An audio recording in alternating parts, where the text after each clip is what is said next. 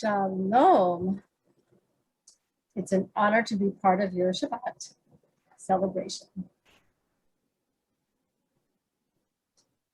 It's a big honor to be invited to be part of your Shabbat celebration.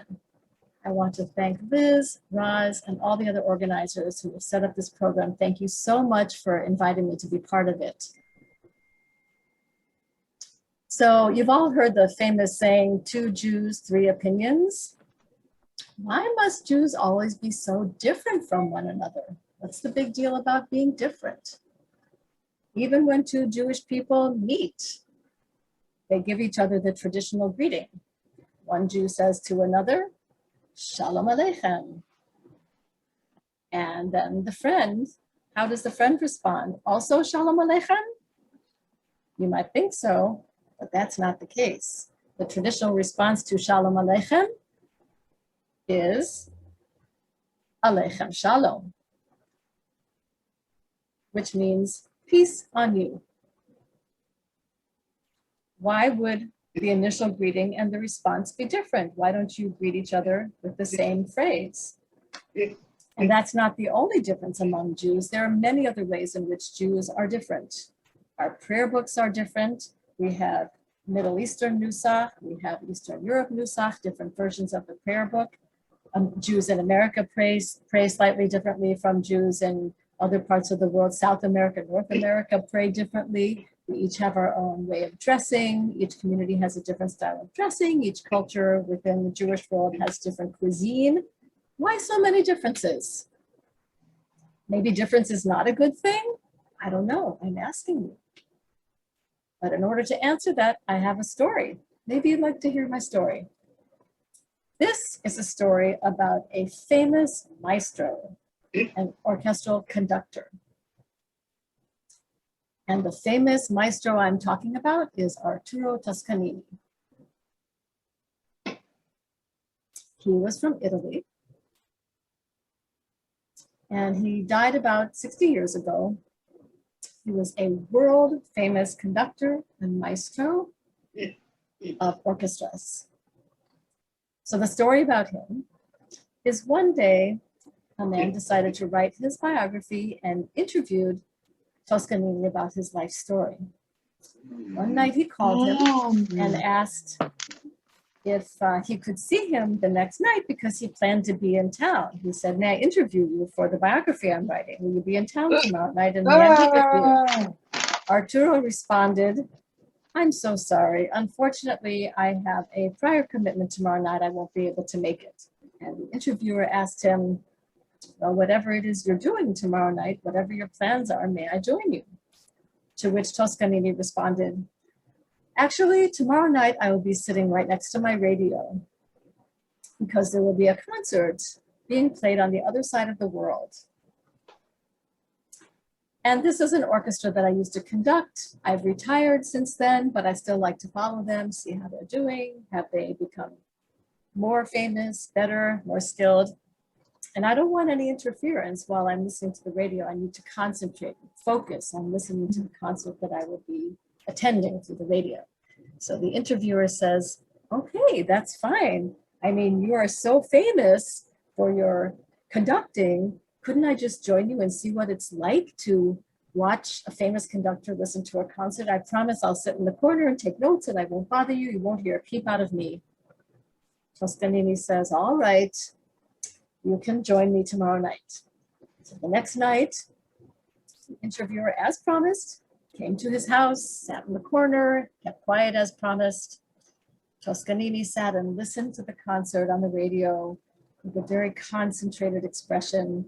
This was around the 1930s or 40s. So he's listening, concentrating. The concert goes on for a full hour. Concert ends.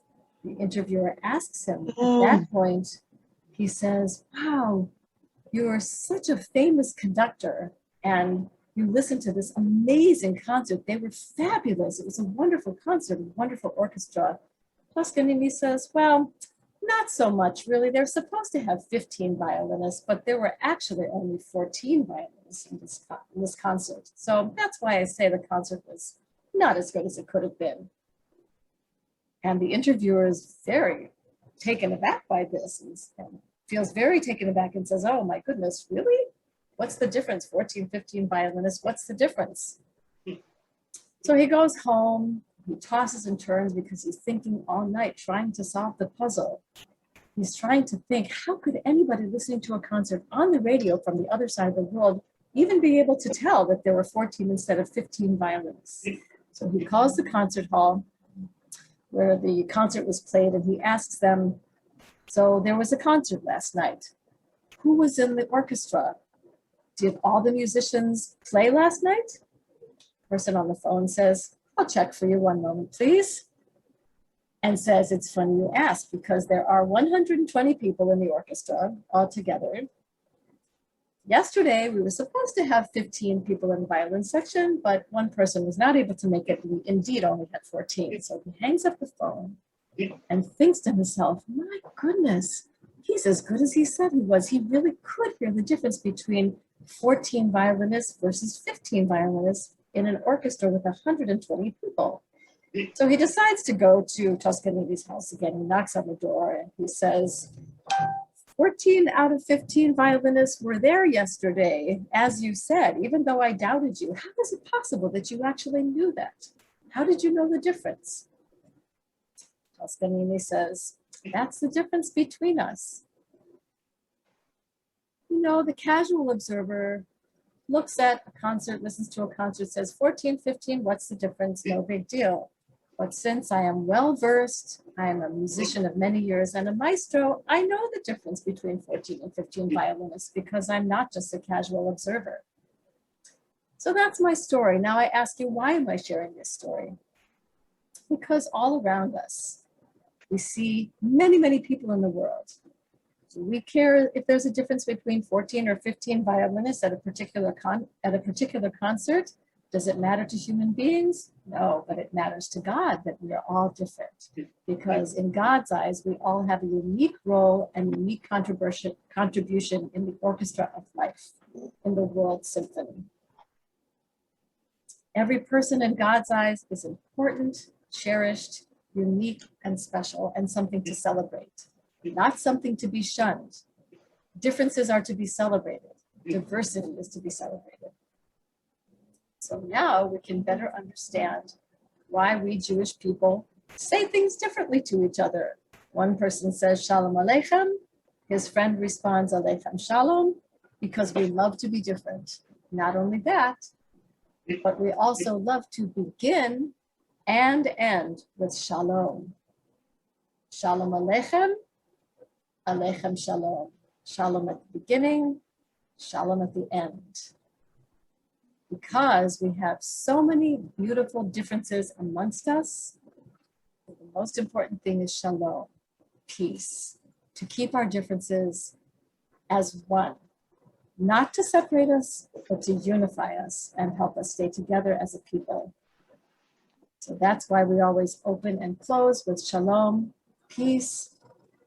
And we are a community with peace.